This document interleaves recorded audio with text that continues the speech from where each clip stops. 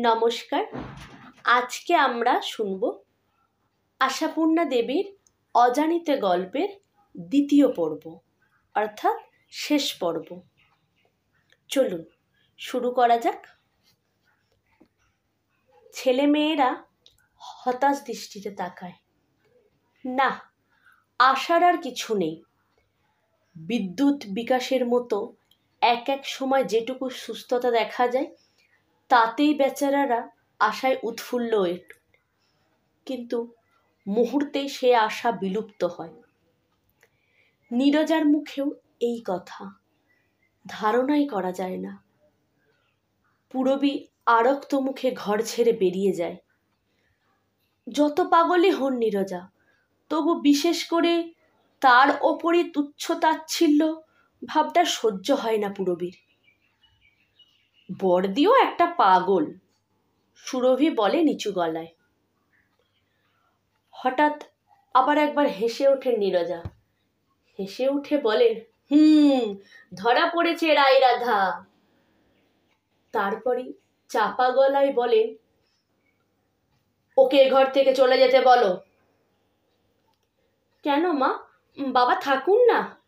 আহ, যা বলছি করো না। দেখছো না উনি কিরকম অতিষ্ঠ হচ্ছেন। বই লিখতে হবে যে, বই, মহাভারতের মতন মোটা বই। মানুষের রোগ অসুখ দেখবার সময় আছে? দূর করে দে, দূর করে দে। করবী বাবার মুখের দিকে তাকায়, মুখ দেখতে পায় না। জানলা দিয়ে আকাশের দিকে তাকিয়ে আছেন পুরন্দর। মমতায় মনটা ভরে যায় করবীর। ভাবে, বড়দি এতটুকু কথার এদিক ওদিকে ঘর ছেড়ে বেরিয়ে গেল। আমরাও অনেক সময় কত অসহিষ্ণু হয়ে উঠি, আর বাবা কি সহ্যটাই করেন। তবু গেলেন না, দাঁড়িয়ে রইল। নির্মল বাবাকে চোখের ইশারা করে। ধীরে ধীরে বেরিয়ে যান পুরন্দর। করবী মায়ের প্রাণে করুণা সঞ্চারের আশায় বিষণ্ণ গলায় বলে, বাবাকে কেন এমন করো মা? কেন করি? নীরজা সহজা উঠে বসেন, বলেন, বলবো, তোকেই বলবো। এদের সব চলে যেতে বল, শুধু তুই থাক একা। তুই আমার বড় ভালো মেয়ে। যা, তোরা সবাই পালা দেখি একটু, যা। নীরজার এ ভঙ্গি ওদের সকলেরই অতি পরিচিত। এক এক সময় এক একজনকে ভালো বলে, অন্তরঙ্গ মনে হয়। তখন শুধু তার কাছেই আসল কথা বলতে বসেন। নীরজার আসল কথাও এদের মুখস্থ। চুপি চুপি নীরজা এই কথাই বোঝাতে চেষ্টা করবেন। পাগল নীরজা হয়নি, আসলে পাগল হয়ে গেছেন পুরন্দর। নীরজাকে শুধু সকলে মিলে পাগল বানিয়ে রেখেছে। তারপর কাকুতি মিনতি করতে থাকবেন, ডাক্তারের হাত ছাড়িয়ে আর এবাড়ির গণ্ডি কাটিয়ে নীরজাকে কোথাও সরিয়ে নিয়ে যেতে, দূর কোন বিদেশে, অন্তত এবাড়ি ছাড়া আর কোথাও। প্রতিশ্রুতি চাইবেন, কিন্তু যদি দেখেন ছেলে ভুলানোর মতো আচ্ছা নিয়ে যাব বলে স্তোক দেওয়া হচ্ছে তাকে, তাহলেই ক্ষেপে যাবেন। সেই ক্ষেপাটা এরা জানে, তাই তর্ক করে, প্রতিবাদ করে, তবু আচ্ছা বলে না সহজে। এরা চলে যেতেই নীরজা বলে ওঠেন, এখনো তোরা তোদের বাপের স্বরূপ চিনতে পারলি না? পেরেছি, করবী বলে। কি চিনলি? খুব ভালো, তাহলে ছাই চিনেছিস। এক নম্বরের বদমাইশ, বুঝলি? ওর ওই বই লেখা সুবিধের জন্য ও একদিন সকলকে মারবে, বুঝেছিস? সকলকে খুন করবে। কি চুপ করে রইলি যে? কি বলবো? কেন, হক কথা বলতে পারিস না? আচ্ছা, বদমাইশ যদি না হয় তাহলে নিশ্চয়ই পাগল। হ্যাঁ, নিশ্চয়ই পাগল। তাই হবে। তবে আমাকে তোরা এমন জব্দ করে রেখেছিস কেন? আমায় ছেড়ে দে। একজনের বদলে আর একজনকে পাগল বলবি? আমি তো ঠিকই আছি, আমায় কেন তবে? করবী বলে, আচ্ছা মা, তুমি যদি ঠিক আছো তাহলে তো চেঁচাও কেন? বুঝতে পারো তো চেঁচাও, আগে এমন করতে। অদ্ভুত একটা হাসি ফুটে ওঠে নীরজার মুখে। ফিসফিস করে বলে, আহা, বুঝছিস না, শান্ত মানুষের পাঠ করেই জীবন গেল। চেঁচাতে তো কখনো পাইনি, তাই এই ছুতোই চেঁচিয়ে নিচ্ছি। তোরা রাগ করতে পারবি না, বলবি মা পাগল, কেমন মজা, হি হি হি হি। করবি হতাশ হয়ে বাইরের দিকে তাকায়। রাস্তার ওদিকে একটা 3তলা বাড়ি, জানলায় পর্দা দুলছে। ওরা কেমন সুখী। করবীদের সুখের সংসারে কে আগুন লাগালো? নীরজা 1 মিনিট অপেক্ষা করেই আবার অন্য প্রসঙ্গে এসে যান। জামাইকে বলেছিলি? আগ্রহে উন্মুখ হয়ে ওঠে নীরজার মুখ। জল জল করতে থাকে 2 চোখ। করবী মলিন গলায় বলে, বলেছিলাম। সত্যি বলেছিলি সে বরকে? বলেছিলি মাকে নিয়ে বিদেশ যাবার কথা? বলেছিল? আচ্ছা, একটিবার মার কথা শুনেই দেখ না, উপকার হতেও তো পারে। করবীর বর উড়িয়ে দিয়েছিল সে কথা। উত্তর দিয়েছিল, পাগলের কথা মতো চললে যদি তার উপকার হতো তাহলে আর ভাবনা ছিল না। তাছাড়া আমি কোন ভরসায় এরকম এক পাগলের দায়িত্ব নেব? নিয়ে গেলে মা সেরে যাবেন, ওই আনন্দেই থাকো। ডাক্তার তো বলেছে রক্তে কিছু দোষ পায়নি। ডাক্তার অমন অনেক কিছু বলে। করবীর বলেছিলাম শুনেই উৎফুল্ল হয়ে ওঠেন নীরজা। বলেন, কবে নিয়ে যাবে বলেছে? তা তো কিছু বলেনি, বলেছে এখন বড্ড কাজ। হুম, বুঝেছি। নীরজা আবার শুয়ে পড়েন। চোখের ওপর হাত চাপা দিয়ে বলেন, সব হারামজাদাকেই চিনলাম। যা, বেরো, বেরিয়ে যা ঘর থেকে, বেরো। করবী পুরবীর মতো রাগ করে না, শুধু হতাশ নিঃশ্বাস ফেলে। আর আশা করবার কি আছে? এতদিন হয়ে গেল, বাড়ছে বই কমছে না। জামাইয়ের সম্বন্ধে এই কটূক্তি নীরজার মুখে? সভ্য ভদ্র মার্জিত রুচি সেই নীরজা?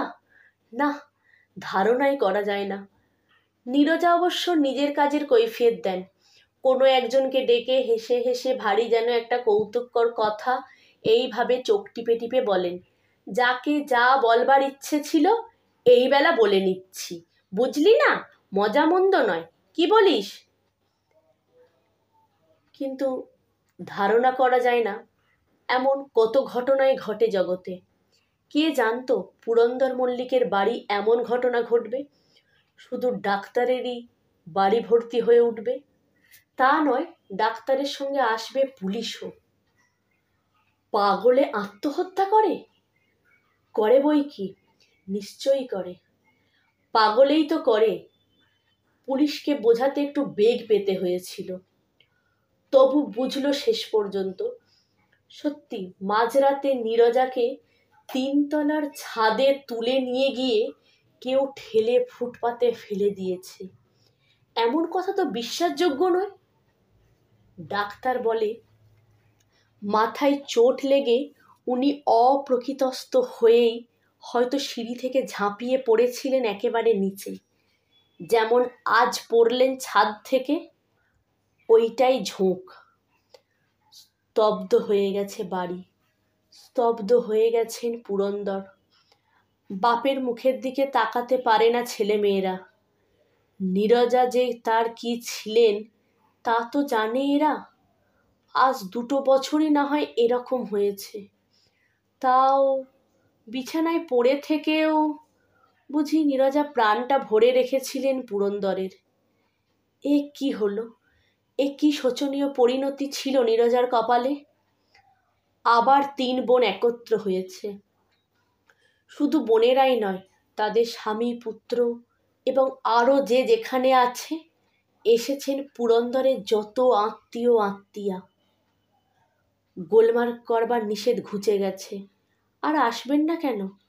পাগলিনী নীরজার পারলৌকিক কাজ কিভাবে হবে সেটা জানবার কৌতূহলকে তারা ঠেকাবেন কি করে? কিন্তু পুরন্দর যার মোটেই নিচে নামছেন না। বারণ করে দিয়েছেন সকলকে, কেউ যেন তাকে বিরক্ত না করে। অনবরত লিখে চলেছেন পাতার পর পাতা, মানব জাতির আদিম ইতিহাস, যে যুগে মানুষে আর পশুতে প্রকৃতিগত কোনো পার্থক্য ছিল না, লিখছেন, প্রামাণ্য পুঁথি উল্টোচ্ছেন, খাতাপত্র খুঁজে না পেলে তছনছ করে ফেলছেন, আবার আবার ডুবে যাচ্ছেন কাগজের সমুদ্রে। এখনো আলো জ্বলছে বাবার ঘরে। দাদার দরজায় টোকা দিয়ে বলল করবী। নির্মল ঘড়ির দিকে তাকিয়ে বলল, রাত 3টে। বাবাকেও কি আমরা হারাবো দাদা? কি করব বল, বারণ করে দিয়েছেন। বাবার বারণটা কি তার প্রাণের চাইতে বড় হলো দাদা? আজ 3 বেলা খাননি, তুমি জোর করে বলোগে খেতে ঘুমোতে। আমি? নির্মল কেমন অসহায়ের মতো বলে, আমার সাহস হচ্ছে না। মা গিয়ে অবধি বাবার সঙ্গে কথাই কইতে পারিনি আমি। সে তো কেউই পারছি না, তবু বাঁচাতে হবে তো বাবাকে, কিছু না কিছু খাওয়াতেই হবে। সেই তো ভাবছি, তুমি না পারো, আমি যাচ্ছি। তাই বরং যা, দেখ যদি তোর কথায় কিছু খান। 2টো সন্দেশ আর 1 গ্লাস জল নিয়ে উঠে যায় করবী। কতক্ষণ ধরে ওপরে উঠেছিল করবী? কয়েক মিনিট না কয়েক যুগ? হঠাৎ কি ভূমিকম্প হলো, যে ভূমিকম্পে বাড়ির ভিত নড়ে ওঠে।